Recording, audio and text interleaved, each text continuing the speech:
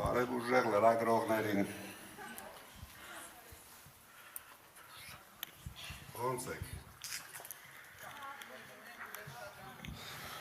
Պատրաստ եք հետաքրքիր ժամանակ անցկացնենք։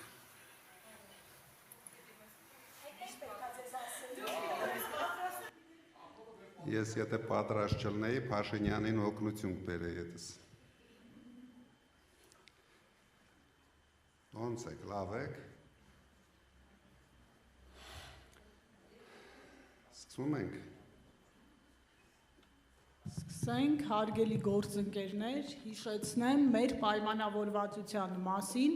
առաջին հարցի իրավունքը մեր գործընկեր Լուսինե Շահվերդյանին տանք, հրապարակ օրաթերթ, եւ ապա շարունակենք շարքերով ըստ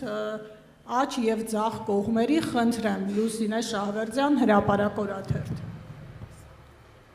Նախքան հարցը ես ուզում եմ հիշեցնեմ, որ այսօր մեր գնացող կառավարության վերջին նիստն է։ Դրա համար շատ ուշադիր եղեք հարցեր տալուց։ Պարոն Կարապետյան,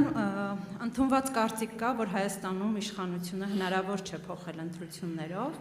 եւ դա մենք տեսել ենք։ Մինչդեռ դուք ընտրություններից ամիսներ առաջ ձեզ ներկայացնում եք, ձեր թիմն էլ ձեզ ներկայացնում է ապագա վարչապետ։ Դուք մի առիթով ասացիք, որ սոցհարցումների հիման վրա է ձեր համոզմունքը։ Ես ուզում եմ հարցնել, եթե այդուհանդերձ ընտրություններից հետո դուք իշխանություն չվերցրեցիք,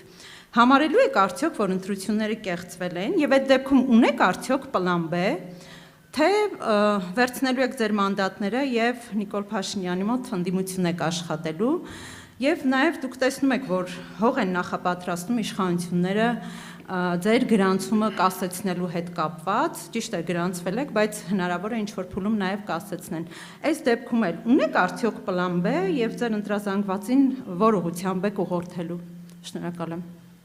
Գիտեք, այդ պլան B-ն ունի հայ ժողովուրդը։ Այսինքն ես ինչ պետք է անեմ մենակ։ Դրա համար հաստատ հայ ժողովուրդը ունի բոլոր պլանները, քանի որ մենք գնում ենք բացարձակ հաղթանակի եւ վստահ ենք դրա մեջ, հետո ես ասեցի, որ ես միայն սոցհարցումների վրա չեմ հիմնվում, ես հիմնվում եմ նաեւ Փաշինյանի բացարձակ ցածր ռեյտինգի վրա,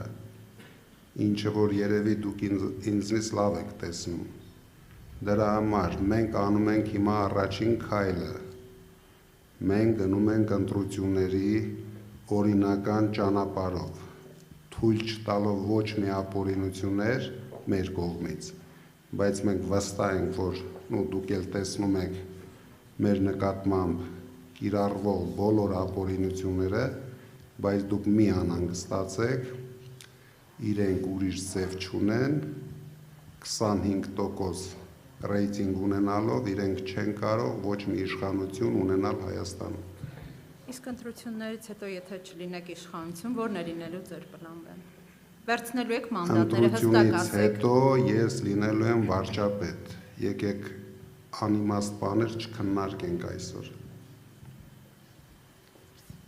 Շնորհակալություն։ Եվ 168 ժամ Զարուհի Դիլանյան։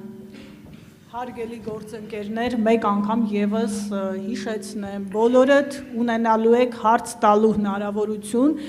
ուստի խնդրում եմ առաջին շրջանում մեկական հարց տալ, որպեսզի ձեր մյուս գործընկերները եւս իրենց հարցերը ուղղեն։ Շնորհակալություն, նաեւ մենք ուղիղ եթերում ենք, այս ասուլիսը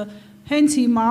հեռարձակվում է բոլոր լրատվամիջոցներով, ուստի գործընկերներ խնդրում եմ հեռախոսներով չնկարել, որովհետև ամեն բան հենց այս պահին ուղիղ եթերով հեռարձակվում է, շնորհակալություն։